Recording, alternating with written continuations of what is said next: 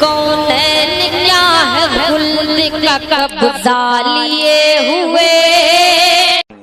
حق جسے چاہے اس کی بات پسند کرو اور اس کے پیچھے چلنے کی کوشش کرو.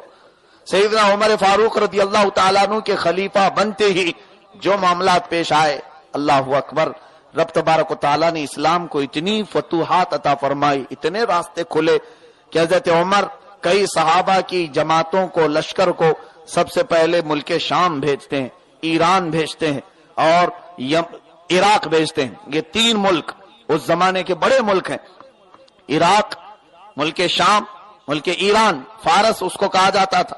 اور حضرت عمر فاروق رضی اللہ تعالیٰ عنہ کی خلافت کو صرف 3.5 سال یا 4 سال گزرے تھے کہ یہ تینوں ملکوں کے اسلام میں داخل ہونے کی بشارتیں آ گئی. ایک دو نہیں، 3 بڑے ملک سیدنا عمر فاروق کے تخت خلافت کے اندر میں آئے. اور اس کے بعد یہ فتوحات کا سلسلہ یہی نہیں رکا. حضرت عمر فاروق رضی اللہ تعالیٰ عنہ کی خلافت کے زمانے میں مصر فتح ہوا، بیت المقدس فتح ہوا، اور اس کے علاوہ افریقہ تک اسلامی فوجیں پہنچیں، یورپ تک اسلامی فوجیں پہنچنے لگیں. سیدنا عمر فاروق رضی اللہ تعالیٰ عنہ اتنی مضبوطی سے دامن رسول کو تھامے ہوئے تھے کہ ہر معاملے پر سنت رسول پر عمل کرتے تھے. حضرت عمر فاروق رضی اللہ تعالیٰ عنہ کی عدالت کو صرف مسلمانوں نے نہیں بیان کیا. آپ جارج برنارڈ شاہ، ایک بڑا مشہور رائٹر ہے، انگریز رائٹر، اس نے تو حضرت عمر کی پوری سیرت لکھی اور کہا ہے کہ میں نے پوری تاریخ میں کبھی عمر جیسا حکمران دیکھا ہی نہیں، عمر جیسی ذہانت اور فطانت والا دیکھا ہی نہیں. حضرت عمر مدینے میں رہتے تھے، دریائے فرات عراق میں ہے، مدینہ طیبہ سے تقریباً 2000 کلومیٹر کا فاصلہ. لیکن حضرت عمر فرماتے ہیں عمر مدینے میں سو رہا ہو اور دریائے فرات کے پاس اگر کوئی کتا بھوک سے مر جائے، قیامت کے دن عمر سے اس کا بھی سوال کیا جائے گا. مجھے ڈر لگتا ہے کہ اللہ مجھ سے اس کے بارے میں پوچھے گا کہ تیری حکمرانی کے وقت، تیری خلافت کے وقت کوئی بھوک سے کیسے مرا. مدینے کی راتیں صحابہ نے جو دیکھا، حضرت عمر گشت کرنے کے لیے نکل پڑتے تھے. رات کو اپنے تخت خلافت کو چھوڑ کر، اپنے گھر کو چھوڑ کر گلیوں میں گزرتے رہتے اور دیکھتے رہتے کہ کوئی بھوکا تو نہیں سو رہا ہے. ایک گھر کے قریب کچھ آوازیں آنے لگی بچوں کی رونے کی. آپ کھڑکی کے قریب کان لگاتے ہیں کس بات پر یہاں بچوں کے رونے کی آواز آ رہی. اور سے سنا تو بچے بھوک سے اپنی ماں سے کہہ رہے ہیں اماں کل بھی تو نے ایسے بہانے بنا کر کے ہم کو سلا دیا تھا اور پرسوں بھی ہم بھوکے سوئے. وہ عورت، 3 بچے ہیں، چٹائی پر بیٹھے ہوئے اپنی ماں سے گفتگو کر رہے ہیں. ماں ہانڈی چولہے پر چڑھائی ہوئی ہے اور کہتی ہے بیٹا دیکھو پک تو رہا ہے کھانا، تھوڑی دیر آرام کرو، آرام کرو. اور وہ عورت کھانا نہیں پکا رہی تھی، پانی رکھ کر اس میں پتھر ڈال کر کے بچوں کو دل بہلا رہی تھی. حضرت عمر فاروق رضی اللہ تعالیٰ عنہ یہ حالات دیکھتے ہیں اور رو پڑتے ہیں. فوراً بیت المال تشریف لائے اور آٹے کی ایک گونی پوری بھر لی، سامان غلہ اناج سب لے لیا، اپنی پیٹھ پر اٹھا کر کے چلنے لگے. حضرت سالم جو حضرت عمر کے غلام ہیں کہنے لگے آقا امیر المومنین یہ گونیاں، یہ سامان کی چیزیں ہمیں دے دیں. حضرت عمر منع کرتے ہیں کیا کل قیامت کے دن میرا بوجھ تم اٹھانے کے لیے تیار ہو؟ یہ سارا سامان کا بوجھ اپنے کندھے پر اٹھا کر کے لاتے ہیں اور اس خاتون کے گھر کے دروازے کو دستک دیا. جب دروازہ کھلا تو پوچھتی ہے کون ہے؟ حضرت عمر اپنے چہرے پر نقاب ڈالے ہوئے تھے. کہتے ہیں بہن تمہارا ایک بھائی، میں نے سوچا ہے کہ آج تمہارے گھر میں کھانا بن جائے، روٹی بن جائے، میں بھی کھا لوں تم بھی کھا لو. وہ عورت بلاتی بڑے اچھے وقت پر آئے ہو، آ جاؤ. حضرت عمر اپنے ہاتھوں سے آٹا گوندتے ہیں، توا رکھا، اپنے ہاتھوں سے روٹیاں پکائیں، بچوں کو اٹھایا اور روٹیاں ان کے منہ میں ڈالنے لگے، لقمے ڈالنے لگے. وہ عورت دور بیٹھ کر دیکھتی رہی اور روتی رہی اور کہتی رہی شاید اللہ میرے گھر میں فرشتہ بھیجا ہے جو میرے بچوں کی بھوک مٹانے کے لیے آیا ہے، کئی دن سے فاقہ چل رہا ہے. جب سب کھا چکے تو حضرت عمر اس خاتون سے پوچھتے ہیں اے میری بہن تیرا کیا حال ہے؟ کہتی سب ٹھیک ٹھاک ہے لیکن بس بے سر و سامانی کے عالم میں शोहर का इंतकाल हुआ, कमाने का कोई जरिया नहीं, घर फाका कसी में गुजर रहा है। हजरत उमर कहते हैं तब तेरी ये खबर वक्त के खलीफा उमर को पहुंची या नहीं पहुंची, और उमर के बारे में तेरा क्या ख्याल है? वो औरत कहने लगी छोड़ो उमर की बात, छोड़ो उमर की बात। उमर के बारे में सुना है बहुत नेक आदमी है, अच्छा आदमी है, रसूलुल्लाह का साथी है। हजरत उमर पूछते हैं तो फिर तू उससे राजी है? कहने लगी मैं कैसे उससे राजी रहूंगी जिस उमर को मेरे घर की खबर ना हो, मेरे बच्चे भूख से सो रहे हो और उमर अपने तख्त पर बैठा हो।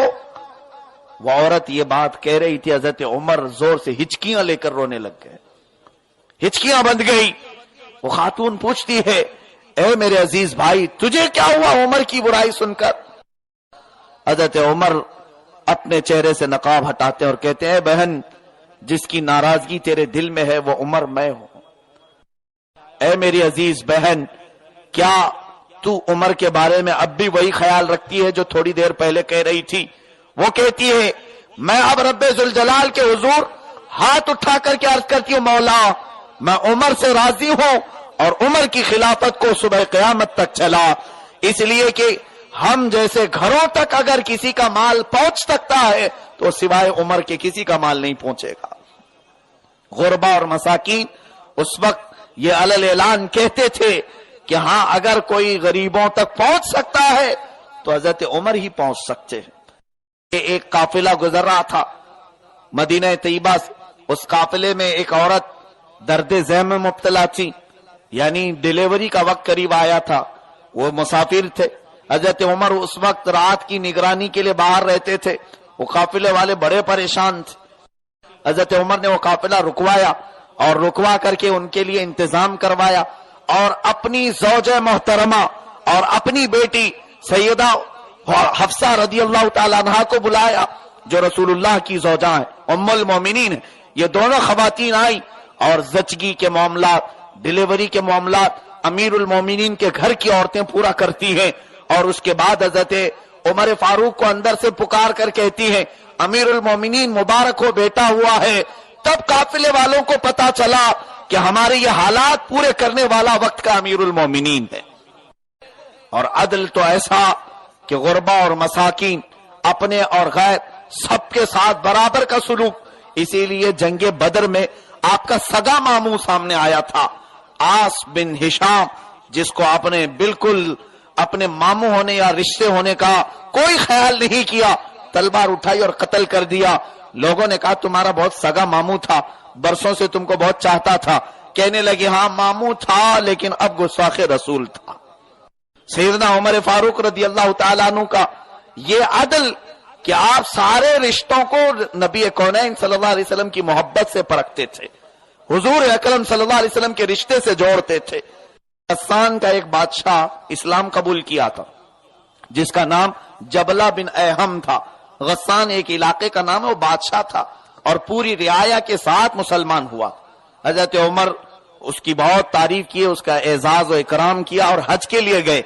हज के वक्त तवाफे काबा के दरमियान एक मुसलमान का पैर उस बादशाह की लुंगी पर पड़ा, उसकी लुंगी थोड़ी सी सरक गई तो उसे गुस्सा आया और उसने खाने काबा के तवाफ के दौरान ही उस मुसलमान सहाबी को बहुत मार दिया। क्योंकि तवाफ में कोई जानबूझ करके किसी की तहबंद लुंगी खींचता नहीं, पैर पड़ गया, लेकिन वो बादशाह को गुरूर था अपने बादशाहत का, हाथ जड़ दिया, तमाचे लगाया। अब वो मुसलमान अदालत उमर में आए, हजरत उमर से कहने लगे कि मेरा गलती से पैर पड़ा और गस्सान का बादशाह मुझे तमाचे लगाया। हजरत उमर फारूक रदियल्लाहु ताला अन्हु ने अदालत में बादशाह को बुलाया। वो बादशाह आया। कल तो हजरत उमर ने मिठाइयां खिलाई थी, बहुत एजाज, बहुत इकराम, बहुत सारी चीजें पेश की थी, लेकिन आज जब बुलाया हजरत उमर का लहजा ही अलग था। वो आया हजरत उमर के बगल में बैठने के लिए, आपने कहा नहीं यहां नहीं, वहां कटोरे में खड़े हो जाओ, जहां मुसलमान ने मुकदमा किया है तुम्हारे ऊपर कटोरे में खड़े हो जाओ। वो गस्सान का बादशाह कहते हैं ए उमर क्या मैं बादशाह हूं, मुझे मुजरिमों के साथ खड़ा करोगे? हजरत उमर ने कहा यह अदालत मुस्तफा है, यहां जब इंसाफ होगा तो सबको एक ही तराजू में रखा जाएगा। अब इंसाफ के बाद पता चलेगा कि तू मेरे गद्दे पर बैठेगा या ये मुसलमान मेरे बगल में बैठेगा। ये जैसे आज कानून बनाकर बैठे हुए हैं, शरीफों के लिए अलग कानून है, गरीबों के लिए अलग कानून है। और खास तौर पर वो अरब मुल्क जिसकी आज बहुत सारे लोग दुहाई देते हैं इस्लाम वहां से फैला, वहां आज भी बादशाहों के लिए जो कानून बने हुए हैं, कानून बनाम है, लेकिन जब कोई प्रिंस, कोई शहजादा पकड़ा जाता है, 10-10 जिना करके आता है, फिर भी छूट जाता है। और कोई मजदूर काम करने वाला दूसरे मुल्क से आया हुआ कहीं किसी इल्जाम में भी गिरफ्तार हुआ तो ये भरे मजमे में लाकर उसकी गर्दन उड़ाते हैं। सऊदी में आज भी ये निजाम है। मैं इसकी मुखालिफत नहीं करता कि जिना की सजा गर्दन उड़ाना नहीं होना चाहिए, नहीं हो, ठीक है, इस्लामी सजा है, लेकिन कभी अपनों की भी तो उड़ा के दिखाओ। जो अय्याश तुम्हारे कई औरतों की इज्जत को तार तार कर चुके हैं, उनकी भी उड़ा करके दिखाओ। और हैरत होगी आपको, मक्का मुकर्रमा और मदीना तैयबा में चरस और गांजा बेचने की कोशिश की जाती है, ड्रग्स वहां तक पहुंचते हैं। कैसे आए? जब तक कोई बादशाह के बेटे का हाथ नहीं होगा, सऊदी में कोई पैसा, कोई माल बाहर से आएगा नहीं। बल्कि बहुत सारे अंग्रेज यूरोपियन कंट्रीज के, खास तौर पर ऑस्ट्रेलिया के, वो लोग इस बात की गवाही भी दे चुके हैं। कई अरब के शहजादे ऐसे हैं जिनको शराब हम सप्लाई करते हैं, शराब सप्लाई करते, जबकि सऊदी में निजाम है, कानून है, शराब पीने वाले पर 80 कोड़े लगाए जाएंगे या फिर उसको 10 साल जेल में बंद कर दिया जाएगा। इसका मतलब यह हुआ कि इस्लामी निजाम हट गया है, नाम के लिए मुसलमान रह गए। गरीबों के लिए कानून, अमीरों के लिए कोई कानून नहीं। हम आज उनकी पॉलिसी के खिलाफ इसलिए बोलते हैं कि ये दरिंदे आज मरकज इस्लाम में बैठे हैं, लेकिन कभी न्यूज में सुना आपने कि फिलिस्तीन पर जुल्म हो रहा हो तो यहां से आवाज उठाई जा रही हो?